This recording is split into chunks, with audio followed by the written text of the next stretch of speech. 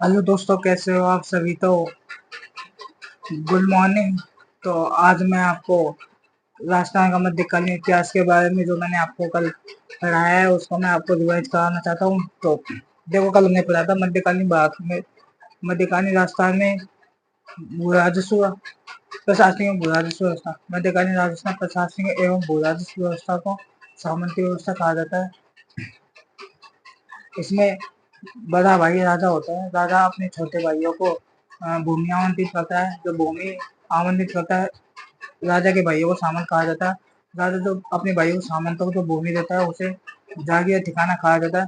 जो हमारी सामंती व्यवस्था बंधुत्व पर आधारित होती है। हमारी जो सामंती व्यवस्था टेंथ के समान है। जेम्स टोड के अनुसार यूरोप में सामंत तथा राजा के बीच स्वामित्व एवं सेवाओं का संबंध होता है।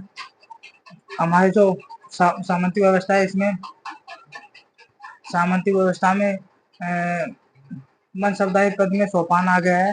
तो यह फिर भी हमारा जो ढांचा है वह एक टेंथ के समान बना हुआ है।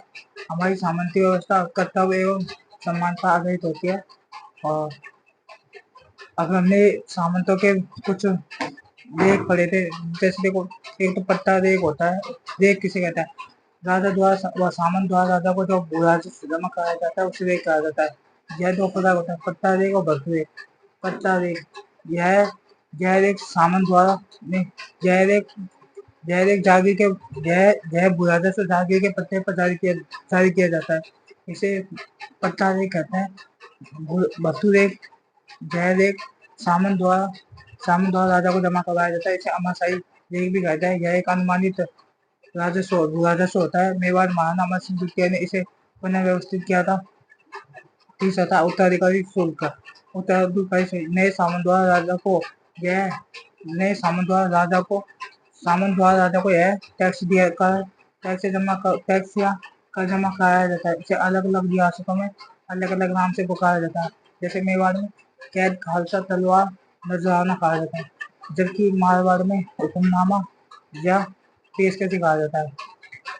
तो जैसलमेर के राजा सामंत को जैसलमेर के सामंत राजा को यह टैक्स या कर नहीं देते हैं।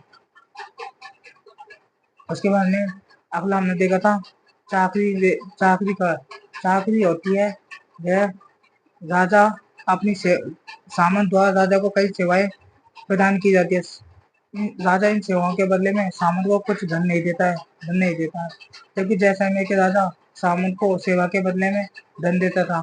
उसके बाद में न्योत का होता है। यह राजा के राजकुमार के विवाह के अवसर पर राजा के राजकुमार के विवाह के अवसर पर सामंत द्वारा राजा को यह टैक्स जमा करवाया जाता है। तो इसे न्योत कर कहा जाता है। और जबकि न्योत कर के बाद में एक हमने उसके बाद में हमने वो पढ़ा था, गनीम गनीम गनीम गनीम बारात। यह युद्ध के समय सामंत द्वारा राजा को टैक्स दिया जाता है। उसके बाद में हमने सामंतों के विशेषाधिकार पढ़े थे। पहला था ताजिम। जब राजा दरबार में आता है जब सामंत जब दरबार में आता है तो राजा उसका खड़े होकर स्वागत करता था। और इसे दो प्रकार के होते हैं, इकेवड़ी या दोहरी। इकेवड़ी मतलब एक बार केवल आने पर राजा इसका सम्मान करेगा सामंत का। दोहरी का मतलब आने तो जाने पर दोनों बार राजा क्या होता है, खड़ा होता था। उसके बाद में आगे हम पढ़ेंगे भाई प्रसाद। यह भाई प्रसाद सामंत द्वारा राजा के घुटनों पर तलवार स्पर्श किया जाता है। राजा सामंत के कंधे थपथपाता है। और उसके बाद में हाथ होती है। उसमें राजा व सामंत राजा के तलवार स्पर्श का घुटनों की तलवार स्पर्श करता है। जब राजा सामंत के कंधे थपथपाता है और राजा उस हाथ को अपने हृदय से लगाता है। उसके बाद में जागीर के प्रकार देखते, सामंत की जागीर वह होती है। यह राजा द्वारा अपने भाइयों को जो जागीर प्रदान की जाती है, जागीर देता है, इसे सामंत की जागीर कहा जाता है। उसके बाद में नजराना। आपको पता है नजराना, यह लड़की के विवाह के अवसर पर राजा द्वारा यह टैक्स दिया जाता है व सामंत द्वारा यह टैक्स दिया जाता है राजा को। तो कल हमने इतनी बात कर लेते तो आज इतना हमने पढ़ लिया था, तो आज हम वो इससे आगे वो पढ़ेंगे। तो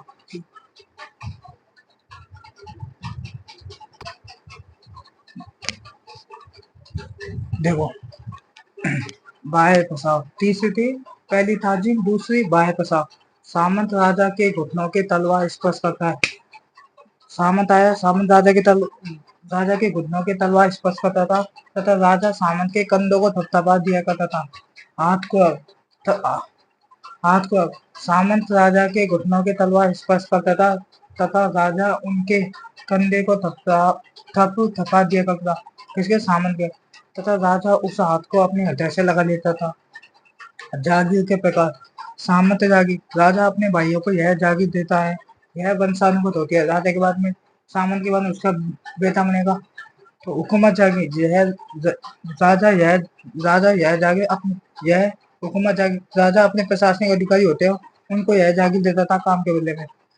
यह अवंशानुगत होती है, क्योंकि प्रशासनिक अधिकारी मर गया तो उसको क्यों मिलेगी, तो यह अवंशानुगत होती है।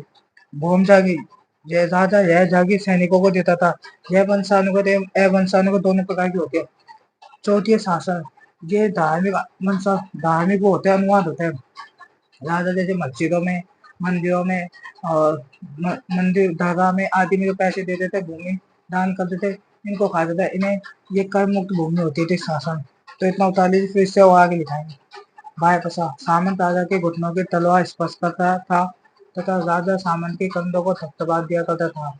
हाथ को, सामंत राजा के घुटनों की तलवार स्पर्श करता था तथा राजा उनके कंधों को थपथपा दिया करता था। राजा उस हाथ को अपने हृदय से लगा लेता था। जागीर पर सामंत जागीर, राजा अपने भाइयों को यह जागीर देता है, यह वंशानुगत होती थी। हुकूमत जागीर, राजा अपने प्रशासनिक अधिकारी को यह जागीर देता था, यह वंशानुगत होती थी। डोम, राजा यह जागीर सैनिकों को देता था, यह वंशानुगत अवंशानुगत होती थी। अगली है चौथी शासन, उतार लीजिए इतना।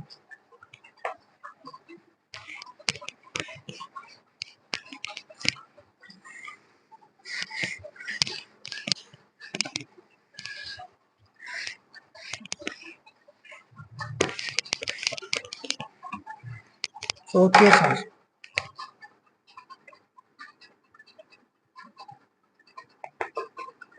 चौथी है शासन।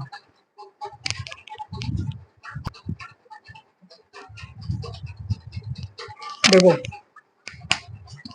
शासन ये धार्मिक अनुवाद होते हैं। यह राजा द्वारा मंदिर, मस्जिद, दरगाह तथा ब्राह्मण को दिए जाते थे। यह कर मुक्त भूमि होती थी, इस पर टैक्स नहीं लगता था, इसे माफी जाके कहते थे।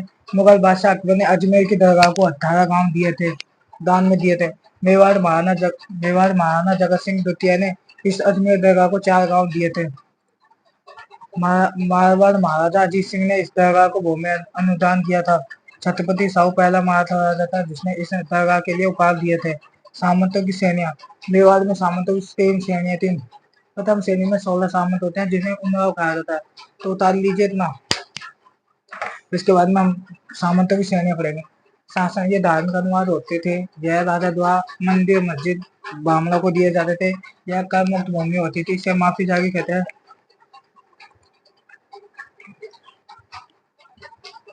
मुगल बादशाह अकबर ने इस अजमेर की दरगाह को 4 गांव दिए थे। मेवाड़ महाराणा जगत सिंह द्वितीय ने इस दरगाह को 4 गांव दान में दिए थे। मारवाड़ महाराजा अजीत सिंह ने इस दरगाह को भूमि अनुदान दिया था। छत्रपति साहू पहला मराठा राजा था जिसने इस दरगाह के लिए उपहार दिए थे। सामंतों की श्रेणियां, मेवाड़ में सामंत की 3 श्रेणी। प्रथम श्रेणी में 16 सामंत, इन्हें उमराव कहा जाता है और इनमें देवगढ़ मतलब इनका अंतिम रियासत थी। उसके बाद दूसरी श्रेणी में 32 सामंत थे। तीसरी श्रेणी में 100 से अधिक सामंत थे, जिन्हें गोल भी कहा जाता है। उतारिए, मैं बता रहा हूँ। देखो, सामंतों की श्रेणियां, मेवाड़ में सामंतों की 3 श्रेणियां हैं। कितनी, 3 श्रेणियां। प्रथम श्रेणी, इस श्रेणी में 16 सामंत थे, इन्हें उमराव कहा जाता है। इन 16 सामंतों को उमराव कहा जाता है। इनमें सलूमा का सामंत सबसे प्रमुख होता था। देवगढ़ मेवाड़ का अंतिम ठिकाना था, मतलब 16वां नंबर का राजसमंद में। द्वितीय श्रेणी, इस श्रेणी में 32 सामंत थे। तृतीय श्रेणी, इस श्रेणी में 100 से अधिक सामंत थे, इन्हें गोल के सामंत कहा जाता है। अब चौथा है मारवाड़। मारवाड़ में 4 श्रेणी थी, राजगीर, राजवी, सिरदार और गिनायत और एक मुत्सद्दी। तो मेवाड़ में सामंतों की 3 श्रेणियां थी। प्रथम श्रेणी, इस श्रेणी में 16 सामंत थे। इन्हें उमराव कहा जाता है। इनमें सलूम्बा का सामंत सबसे प्रमुख होता है। देवगढ़ मेवाड़ का अंतिम ठिकाना था। द्वितीय श्रेणी, इस श्रेणी में 32 सामंत थे। तृतीय श्रेणी, इस श्रेणी में 100 से अधिक सामंत थे। इन्हें गोल के सामंत कहा जाता है। अगला है मारवाड़ में 4 श्रेणियां थी। तो उतार लिया तो मैं डाल देता हूँ।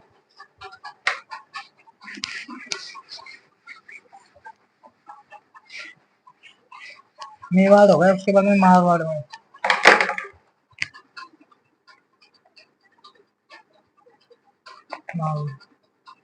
यहाँ सामंतों की 4 श्रेणियां थी। पहली राजवी,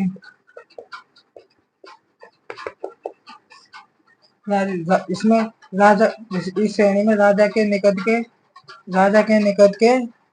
की पीढ़ी के सामंत, राजा के निकट के राजा के निकट की 3 पीढ़ी के सामंत, 3 पीढ़ी के सामंत हो गए। राजा के निकट के 3 पीढ़ी के सामंत। दूसरी थी सरदार, इसमें राजा की पीढ़ी के अलावा अन्य राजपूत सामंत।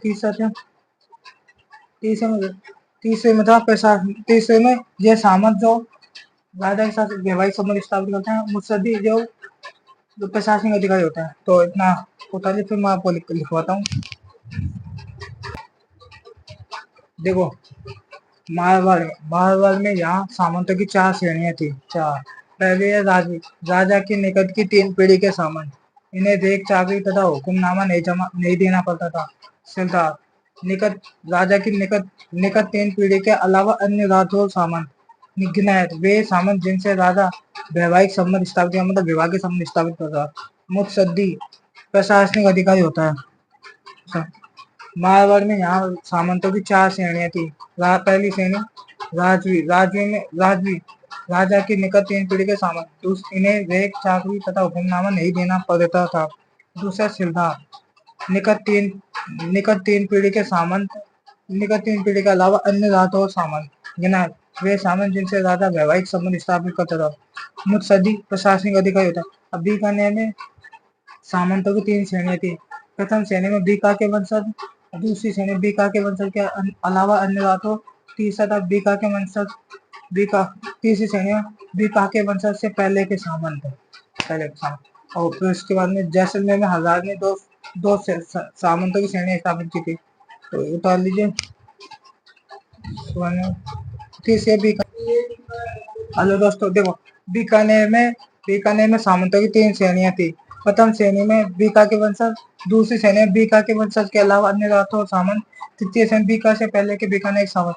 जैसलमेर हजार ने सामंतों की 2 श्रेणियां स्थापित की थी। दावी, जैसे राजा के लेफ्ट साइड में जो सामंत बैठते थे उनको तो दावी बोला जाता। राइट साइड में जो सामंत बैठते हैं उनको जीवनी बोला जाता। बीकानेर में सामंतों की 3 श्रेणियां थी। प्रथम श्रेणी बीका के वंशज। द्वितीय श्रेणी में बीका के वंशज के अलावा अन्य राजपूत सामंत। तृतीय श्रेणी बीका से पहले के बीकानेर सामंत। जैसलमेर हजार ने सामंतों की 2 श्रेणियां स्थापित की। दावी लेफ्ट साइड, जीवनी राइट साइड। आमेर में पृथ्वीराज ने 12 मुख्य सामंत स्थापित किए थे। इन्हें 12 कोट भी सामंत कहा जाता है। कल पढ़ेंगे आमेर। तो आज के लिए इतना ही। थैंक यू, धन्यवाद। वीडियो अच्छे लगे लाइक करना, शेयर करना, सब्सक्राइब करना। थैंक यू, धन्यवाद।